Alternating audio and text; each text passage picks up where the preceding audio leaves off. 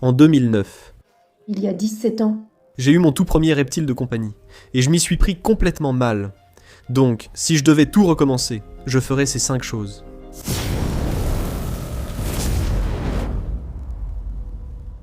Avoir un premier reptile de compagnie est important.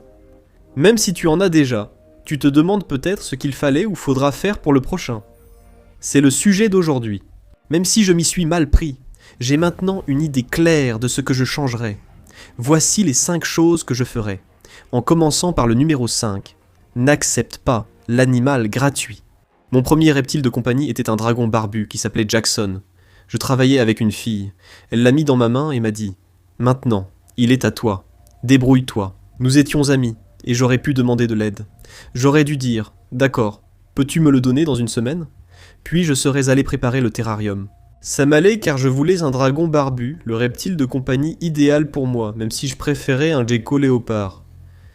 Finalement, tout s'est bien passé. J'ai préféré le dragon barbu, même si j'ai ensuite eu un gecko léopard, ce que je n'aurais sans doute pas dû. Ne prenez pas ce qu'on vous offre gratuitement, choisissez ce que vous voulez vraiment.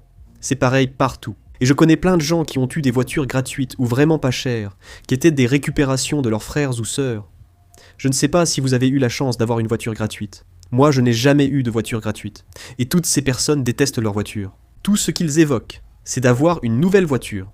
Ils veulent autre chose. Il en va de même pour les reptiles, qui peuvent provoquer ce sentiment. En fait, je ne le veux pas vraiment. C'était juste gratuit. Il y a beaucoup de choses comme ça dans la vie. Mais vous ne voulez pas que votre animal fasse partie de ces choses où vous vous dites « j'aurais aimé avoir autre chose ». Mais beaucoup de gens ont leur premier reptile gratuitement. C'est particulièrement vrai pour les tortues. Il existe de nombreuses tortues gratuites, notamment terrestres en Arizona ou au Texas, mais elles sont de mauvais animaux de compagnie, et peu divertissantes. Et il y a tellement d'animaux plus gratifiants si vous n'en avez qu'un seul.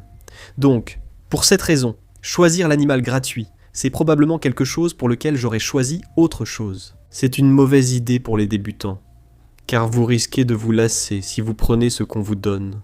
Ce que j'aurais plutôt fait, pour de nombreuses raisons, c'est faire beaucoup de recherches, et j'aurais sans doute choisi un gecko à crête en premier. À l'époque, ils étaient beaucoup plus cool à mes yeux, plus intéressants. Je préférais l'installation et c'était tout simplement mieux adapté à l'espace dont je disposais. La deuxième chose que j'aurais faite, c'est de préparer l'installation en premier. Donc, ce qui s'est passé, c'est que j'ai littéralement eu le dragon. Et ensuite, j'ai dû chercher un terrarium gratuit. J'avais donc ce terrarium de 1,20 mètres. C'était un aquarium de 210 litres, donc d'environ 30 cm de large, ce qui n'est pas adapté pour un dragon barbu, sur 1,20 mètres de long et environ 50 cm de haut, ou quelque chose comme ça. Je suis allé le chercher dans ma Sunfire 2005 super cool. Il tenait à peine. J'ai dû le poser sur les genoux de mon pote à l'arrière. Et ensuite, j'ai dû aller à l'animalerie et acheter tout le sable que je pouvais trouver parce que je ne savais pas vraiment quoi faire d'autre. Ainsi qu'un rondin de liège et quelques lampes, mais pas les bonnes. Et j'aurais juste aimé avoir le temps de l'installer et de vraiment me renseigner avant. Et je vois ça arriver tout le temps. Je vais à beaucoup d'expositions de reptiles partout aux États-Unis et au Canada, et je vois ça arriver tout le temps. Je parle à quelqu'un et je lui demande « Hé, si tu prends ton premier reptile, tu vas l'acheter à ce salon ?» « Non, non, pas aujourd'hui. On regarde juste. » Ils reviendront 2 heures plus tard avec un reptile et demanderont « Que dois-je acheter d'autre ?» Cette question aurait été utile il y a une semaine. Tu aurais dû t'abonner à Weekend's Wicked Reptiles. D'ailleurs, c'est possible ici. Merci. Maintenant, la principale raison, bien sûr, c'est qu'il ne faut pas prendre un animal sur un coup de tête. Tu ne sais pas vraiment de quoi il a besoin. Tu ne sais pas comment l'installer. Et tu veux t'assurer que l'installation est correcte. Et même si pour moi, je pense que c'est facile parce que je l'ai fait tellement de fois. La raison, c'est que je me suis trompé tellement de fois et que j'ai appris tellement de leçons en presque 20 ans. En tant que nouveau propriétaire, tu ignores encore beaucoup de choses. On ne sait pas ce qu'on ignore, c'est vrai. De quel côté mets-tu la lampe chauffante ? De quel côté par rapport à ton mur ou à ta ventilation ? Où sera la lampe chauffante par rapport à la gamelle d'eau ? Ne la mets pas au milieu, même si beaucoup le font. Il te faut un gradient. Tu chauffes un côté, et la chaleur se propage vers l'autre, plus frais. Aujourd'hui, ça me semble évident après l'avoir fait 1000 fois, mais pour un débutant, ça ne l'est pas. À quelle hauteur placer l'éclairage ? Faut-il du UVB ? Quel type d'ampoule UVB vas-tu utiliser ? Et quelle est la puissance de cette ampoule UVB ? À quelle distance du perchoir chauffant ? Où vas-tu placer le perchoir par rapport à ça ? Il y a tant de choses à savoir d'abord, et tu ne les comprendras pas en scrollant TikTok à la dernière minute en rentrant de l'expo. Et c'est exactement ce que j'ai fait. J'ai ramené ce dragon à la maison, avec tous les trucs gratuits, et ce que j'avais acheté. Et franchement, ce n'était pas génial, parce que maintenant, j'ai ce dragon barbu, et qu'est-ce que j'en fais? Personne à la maison ne veut le tenir, donc je le surveille du coin de l'œil. Je n'ai pas pensé à le mettre dans une boîte trouée. En installant, je verse le sable, créant des nuages de poussière car je ne sais pas faire.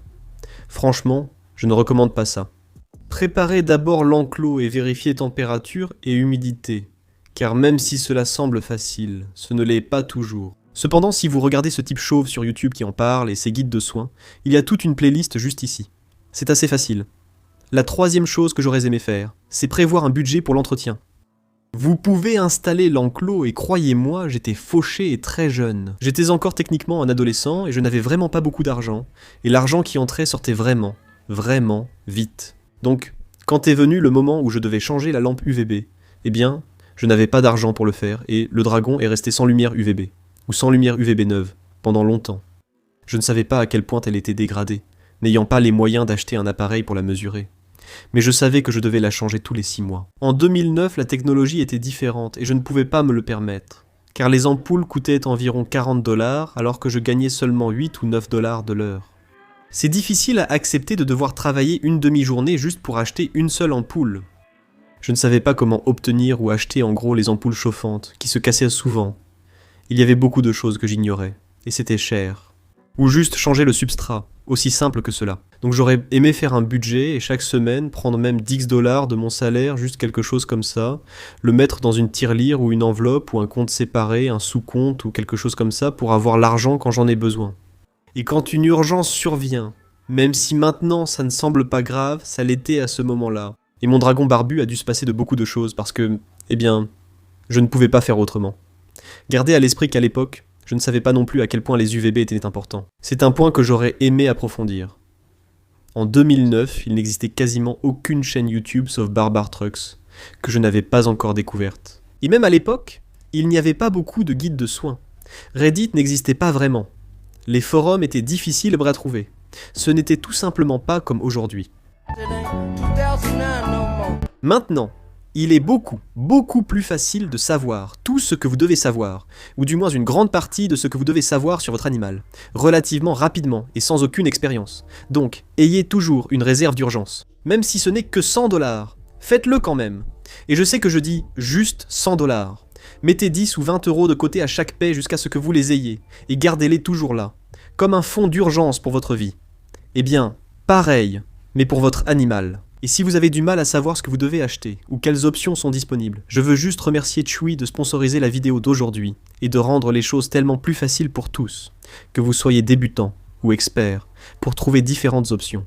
Je me suis associé à Chewy, pour dresser une liste des essentiels que j'utilise pour Dragon Barbu, Gecko Léopard, Python Royaux et Gecko à crête. Si vous ne savez pas par où commencer, voici les articles que j'utilise chaque jour. Quand une ampoule casse, je sais laquelle acheter. Chewy nous aide toujours avec des offres. Achetez-en un. Obtenez-en un gratuit. Et quand vous nourrissez votre animal, il y a beaucoup de réductions pour la livraison automatique sur votre première commande. Chewy prend soin de la communauté des reptiles. J'aurais aimé les connaître à l'époque, mais maintenant, vous les connaissez. Merci Chewy de sponsoriser l'épisode d'aujourd'hui. La deuxième chose que j'aurais aimé faire différemment et que je pense que vous devriez faire, c'est de ne pas se contenter du minimum. Cela vaut pour tout dans la vie. Si vous vous contentez du minimum avec votre nouveau passe-temps, vous voudrez vite passer à mieux, sans que ce soit nécessaire. Achetez une fois, pleurez une fois, lancez-vous à fond. C'est comme ça que je vous recommande de faire. Votre animal mérite le meilleur. Et si vous allez acheter juste le strict minimum, c'est pour ça que mes guides de soins ne se limitent jamais au minimum. Si vous êtes nouveau et que vous regardez cet épisode, je veux que vous pensiez que plus c'est grand, mieux c'est. Parce que c'est presque toujours le cas. Et pour mon dragon barbu, l'enclos que j'ai acheté n'était pas vraiment suffisant pour cet animal. Il n'était pas assez haut et pas assez large. C'était un dragon barbu mâle adulte, plus grand que Diamant, qui pouvait à peine bouger car l'enclos ne faisait qu'1 pied de profondeur. Un enclos de 120 x 60 cm aurait été bien mieux. Je lui aurais donné 2 fois plus d'espace au sol, en plus ils sont aussi plus hauts. Pour les perchoirs, je n'aurais pas simplement acheté n'importe quel perchoir que je trouvais dans le rayon du magasin où j'étais. Je serais sorti chercher une branche, l'aurais coupé à la bonne taille, bien lavé, pris quelques briques ou dalles, et j'aurais fait en sorte que ce soit plus joli, naturel et mieux adapté à ce dragon. Je ne dis pas de bâtir un manoir pour votre animal, mais si vous voulez agir, faites-le bien et visez grand dès le départ, car vous risquez de devenir obsédé. Vous allez regarder de nombreux TikTok, Instagram, vidéos YouTube et réaliser que vous ne l'avez pas fait au mieux. Et voilà, vous dépensez encore plus d'argent et vous vous retrouvez avec cet enclos qui n'était pas bon au départ et dont vous ne savez pas quoi faire. Et devinez ce que vous allez en faire. Vous allez acheter un autre animal. Donc si vous achetez un dragon barbu et que vous le mettez dans un 50 gallons, et que vous vous rendez compte que ce n'est pas suffisant, eh bien maintenant, vous avez ce terrarium vide, après avoir acheté votre 120 gallons chez Chewy ou ailleurs, et vous allez acheter un gecko léopard et le mettre dans le 50 gallons. Vous savez comment je le sais? Parce que j'ai fait exactement ça. C'est pareil pour tout. Achetez seulement ce dont vous avez vraiment besoin. Ne tergiversez pas, lancez-vous et prenez ce qu'il vous faut. Si cela implique d'économiser plus longtemps avant d'adopter l'animal, je comprends que ce soit difficile. Nous sommes tous parfois impulsifs. On veut tout de suite. Mais je vous promets que ce sera une bien meilleure expérience si vous faites comme ça. Et en bonus, avant le numéro 1, ne commencez pas à collectionner. J'ai bien réussi dès le début. Mon premier animal date de 2009. Environ un an après, j'ai eu Chich, un gecko léopard que j'ai toujours et qui va très bien. Et puis entre-temps, j'ai eu la copine du dragon barbu que j'avais. Ce qui est la raison pour laquelle j'ai eu l'animal au départ. Parce que cette personne devait séparer les animaux. Et maintenant, je me retrouve soudainement avec 3 animaux. Mais ensuite, je me suis arrêté là où beaucoup continuent, surtout aujourd'hui avec YouTube et tous les YouTubeurs, tu vois leur collection, tu veux pareil, et je comprends, crois-moi. La raison pour laquelle j'ai tout ça, c'est parce que j'ai commencé à avoir beaucoup d'animaux, tu sais, parce que je voulais plein d'installations différentes, et d'animaux différents vraiment cool. Mais toi, tu ne fais probablement pas ça comme métier. Je ne me vante pas, je ne me la raconte pas, je ne cherche pas à impressionner. Je n'aurais pas tout ça si je ne faisais pas ça comme métier, ou en tout cas pas autant. Attends de pouvoir leur offrir un bon environnement avant de prendre des animaux. Informe-toi un peu. Ne fais pas comme Paul, qui a pris un dragon barbu et un 5 à langue bleue sur un coup de tête. Il a un gecko léopard, un serpent des blés et un python royal. Prends ton temps, renseigne-toi et choisis ce que tu veux vraiment. Et peut-être que ce qui est mieux pour toi que de prendre tous les animaux pour débutants, c'est de trouver un animal un peu plus avancé, celui que tu veux vraiment, et de lui construire un super terrarium, d'apprendre tout ce qu'il faut savoir, et d'avoir un animal vraiment génial que tes amis n'ont peut-être pas. Tu seras plus intéressé par ça que par la prochaine nouveauté. Puis tu préféreras améliorer les terrariums plutôt qu'avoir plus d'animaux. Bref, passons au numéro 1. C'est le point le plus important. Et je le soutiens, s'intègre dans la communauté. À l'époque, c'était beaucoup plus difficile. En 2009, la communauté autour des reptiles était bien plus restreinte. Il fallait aller aux expositions ou utiliser des forums, ce qui restait rare. Je vivais au Canada sans argent, donc impossible d'aller à Daytona ou Tinley à l'époque. Mais si une exposition locale a lieu, allez-y. Commencez à y aller, parlez avec les gens et posez des questions. Pouvez-vous me parler de votre gecko Lichianus? Tous ces passionnés de reptiles. Tu penses qui être un gars bizarre qui aime les serpents? Devine quoi? Nous sommes tous des passionnés un peu bizarres de reptiles. C'est ce que nous sommes. C'est ce qu'on aime, et c'est ce qu'on a en commun. Si tu rends visite à quelqu'un et remarques quelque chose sur sa table, il sera ravi de t'expliquer de quoi il s'agit. Je te le promets. Demander à quelqu'un quelle est la morphe cool de Python Royal, ou la localité intéressante de Pectinata, ou peu importe ce qu'il y a sur sa table, c'est comme aller voir une mère au hasard dans ton bureau et lui demander « Est-ce que je peux voir des photos de ton bébé ?» Ces personnes seront tellement ravies de te parler de ce qu'elles aiment le plus. En plus, c'est là que tu trouves des idées et de l'inspiration. Tu n'as pas besoin de trouver l'inspiration sur TikTok ou Instagram, mais tu peux. Ensuite, contacte cette personne. Je vois parfois des terrariums super et je me demande, comment as-tu installé la pluie? Où est le brumisateur? On ne voit pas les buses. Ou quelque chose d'aussi simple que, de quoi est fait le fond? Donc je leur envoie un message privé et ils me répondent.